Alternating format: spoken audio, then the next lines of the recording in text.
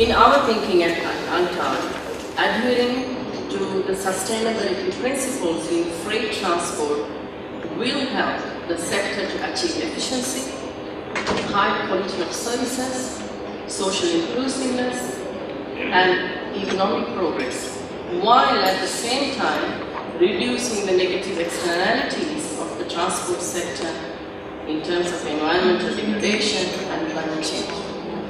Therefore, there remains a need to further define the concept of sustainable freight transport and identify the requirements that should be met in order for freight transport to be indeed sustainable.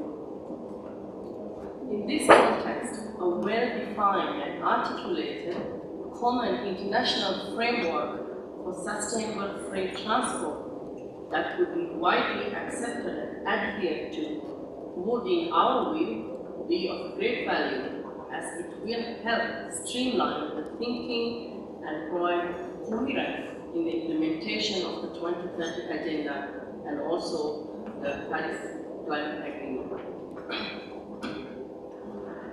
From UNCTAD's perspective, the long-term vision for sustainable freight transport, as well as a coordinated and a collaborative approach to the implementation of sustainability principles in freight transport is critical.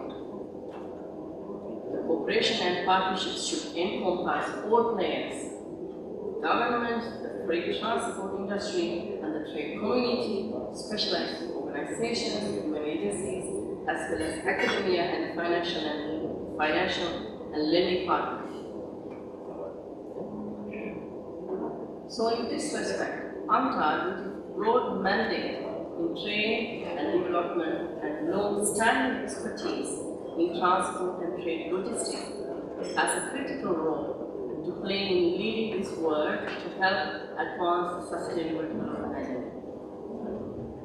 We would like to see, first, what is the richness in terms of stakeholders working on this topic. And we would like to hear the views from the members of the panel. And that they say, like, how does this work if a public-private partnership is going to work together, and what is the value added of having UN leadership on this topic, and what would be some of the challenges that would come up if we would have UN leadership. Then, I think that the director spoke about a framework. How do we bring the interests of these different stakeholders together? What should be in this framework? How long will it take to develop it? Are there any suggestions on components, any suggestions on how to do this? We would like to start with the first round of questions to our panelists, and if they could, with emphasis on briefly, explain what their engagement and their involvement is on the topic of sustainable freight. It would be very nice if you could also address the issue of what is sustainable freight, like how do you define that in the context of your work. And then lastly, maybe briefly on some of the challenges that we have been facing. We see ourselves being responsible in ensuring that we have a seamless transport system in terms of freight. And how do you get, or how do you achieve a seamless freight transport system? I think you achieve it by making sure that you have all the elements of transport, of freight transport, integrated together.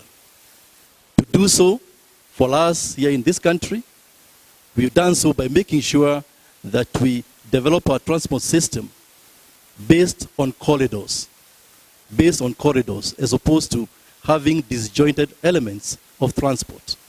And we have two key corridors in this country. We have what we call Mombasa to Uganda, to Kigali, to Southern Sudan corridor, which we call the Northern Corridor. Then we have what we call the LAPSET, which is Lamu, Port, Southern Sudan, Ethiopia corridor. Now, if you look at those corridors, you see for yourself that it integrates a lot of freight transport. Number one, we have the Maritime, the ships coming to Mombasa, coming to Lamu. Then we have the cargo, the freight cargo loaded on the rail, which we are developing, which we are going to call the standard gauge railway from Mombasa, which will go to Uganda, it will go to Rwanda, and that's southern Sudan. But then along the way, we also have got the road networks, which require also to be considered in terms of the elements of this corridor. And then to make sure it's effective, each of those elements, from maritime to rail to road to airports, you must make sure that they're all working together. In Mombasa, we were there last week to ensure that, for example, when the ship lands in Mombasa, when we have customers, corporate customers waiting for their cargo, we want to know how long it takes for the ship to berth. We need to know how long it will take for the ship to turn around in terms of making sure the cargo is offloaded. We need to know how long it will take by road from Mombasa to Uganda. So all those elements must be put together to make sure that you have a seamless transport corridor. With that, then you have a proper freight system, which I believe ensures we have a sustainable system, into the future. Sustainable development in transport is certainly about making sure that these freight transports are ecologically sustainable, but it is also important to underline the economical and the social sustainable dimensions of these policies. And what I came to realize when I've been developing these policies in Sweden is that they very much go hand in hand together. Right now in Sweden we are having among the strongest economical growths in all of Europe. We are at the forefront when it comes to reaching the carbon footprint goals that we have set aside, and we also have a very strong change when it comes to improved social condition within the transport sector. I don't think that is a coincidence. These policies very much go hand in hand together. And I think it also is to underline the importance of the multimodal aspect, important to have sound policies for sustainable development in all modes of transport. Just believing that one can focus entirely on one mode of transport to solve the problem will not do. We will increasingly dependent on all modes of transport, and therefore it is important to make sure that the maritime transport can reach up to the goals that we actually need, and that they are implemented in a similar way in both the nodes, where the ship ends and where the ship leaves. Same goes for railway, so that we can use the railway transport where it's the most efficient. Sweden, as some of you might know, is heavily dependent on commodities which require heavy transport, and to make them reach their ultimate goal, which is usually a port, because Sweden is also highly dependent on trade. Of course we need a well-functioning such system, and eventually, and here is also another point I would like to add, that to actually reach the final customer, which might be where the freight transport might be reaching another factory for some part of the spare part, for instance, or it might also reach a store.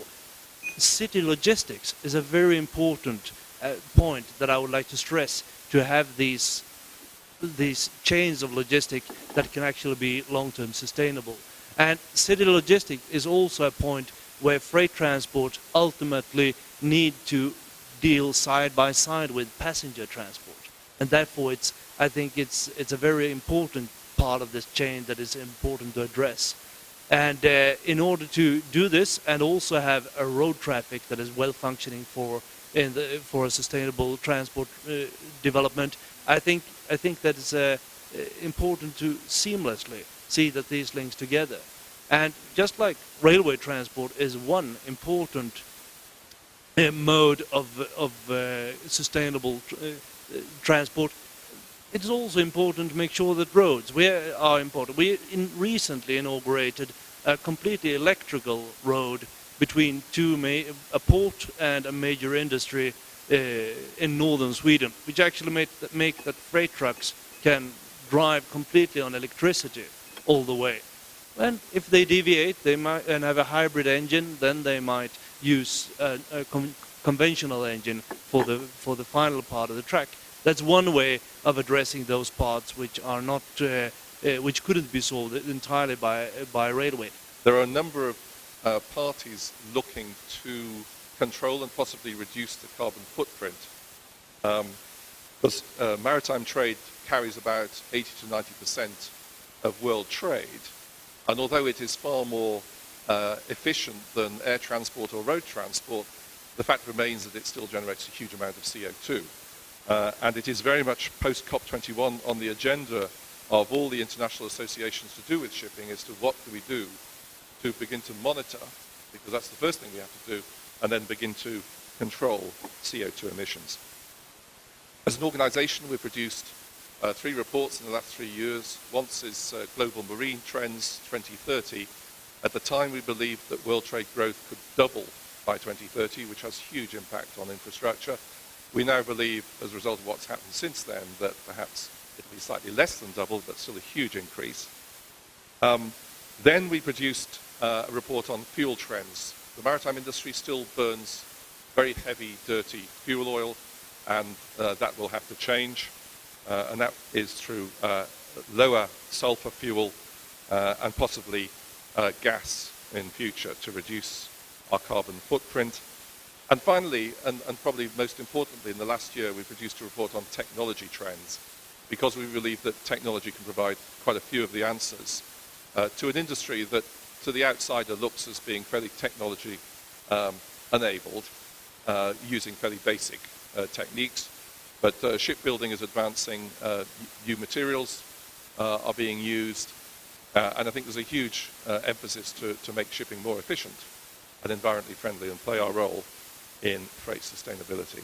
The use of safe, customer-centric, and cost-effective fit for purpose and viable transport solutions while enhancing local community interaction within our networks. So really, it's the 3-band approach is the social, the economic, and the climate aspects of sustainability. How do we go about it? Very quickly, we learn from our mistakes. We apply lessons learned. We leverage on successes, and we adopt the best practice. Not only on a local and regional level, but of course from what we learn globally. The corridor concept was actually really pioneered in East Africa with the Northern Corridor. And in this seamless movement, you need to have efficient fleet utilization, which leads to cost effectivity. However, again, it involves investment in infrastructure. You've got to have proper terminals in place, infrastructure in terms of equipment, human resources. And of course, you need to try and work both on the rail and road aspect of it. The obstacles and the challenges that we have. So the first one is the heavy investment and hence financial constraints. The other one is a low pool of talent. You know, the transport industry here is actually falsely labeled as a low-skill industry. And therefore, it's difficult to develop and maintain talent within the industry. Numerous non-customs agencies involved in the clearance of goods. Then there's the absence of institutions to sanction those who don't comply. And in fact, you find a lot of mutation happening on NTBs. And then you have cross-cutting issues between the county government, the national governments, and all the other government agencies. When people are moving, of course they move with their needs. And so we see freight transport as part of that required system to facilitate that movement. Whether we have planned for it or not, people are moving to cities. And today they are moving to cities at a much faster rate than ever before. In regions of the world that are least planned, and therefore it's important that we talk about it. We see that it has continued for many years with the forces of globalization, with the forces of urbanization, with the forces of sometimes unplanned migration. Human beings need services and need goods. So what we see in UN Habitat, in collaboration with our sister agency, especially UNCTAD, is that the issue of freight transport should be seen from a systemic perspective.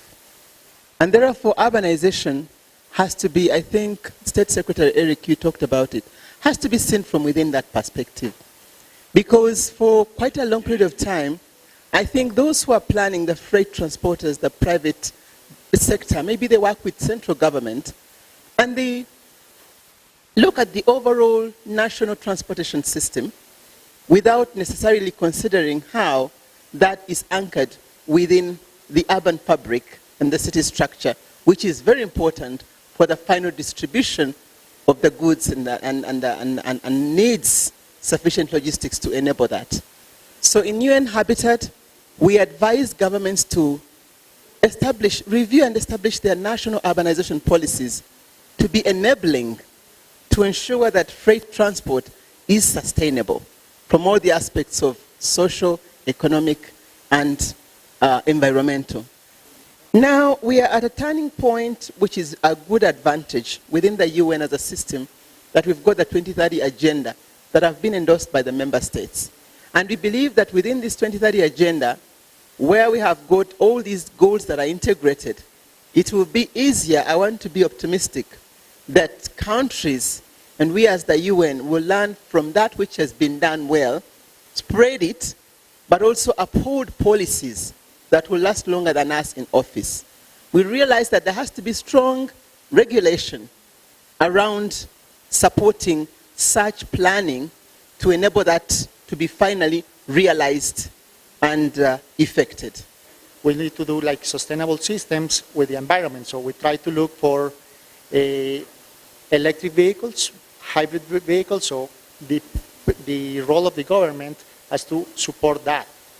So we have to do like a special lanes for the trucks or bays for the parking, and because all of the traffic is affecting the movements of goods, and we need, as Asia mentioned, we need the goods to live every day. Maybe we can live, we can walk to work, wherever, but we cannot live without goods in our days. So the role, to finish, the role of academia is to, foster these systems with the environment. For example, in the port of LA and Long Beach, they only allow like electric vehicles because it's for the environment, it's much cheaper. The government gives like a taxation free for those trucks, so it's like a combination of all things. And to finalize, we are working also with the Inter-American Development Bank, with the World Bank in different countries to assess the congestion of freight, so how congestion affects the supply chain management. So we can see that, for example, in Sao Paulo, in Brazil, the congestion increases the cost about 80 to 120%. And also the emissions for congestion, it increases about also like 50 to 60% in different developing cities. So we need to focus on that, and the challenge is that the government and the people understand that this is a reality that we need to focus on. More than 40% of Africans who do not have access to an all-weather road. You have the highest per capita traffic fatalities in Africa, almost double, or actually more than double what you see in Europe, for instance. You have 18 landlocked countries and a number of other small economies throughout Africa that endure significantly high or higher transportation costs to access global markets. So that's the African reality. Now, our approach at the African Development Bank is very much aligned to these challenges that we face in Africa. And in terms of freight transport, we focus really on three key areas. One is regional connectivity. Ensure that all our countries are connected between themselves and also connected to global markets. That's through regional transport corridors, trade and transport facilitation mechanisms in order to support regional integration international trade, but also in order to improve and increase the intra-African trade, that's trade between African countries. The second thing we do is focusing on access, making sure that people who live in rural areas are connected with the urban centers to be able to evacuate their produce, have access to socioeconomic opportunities, etc.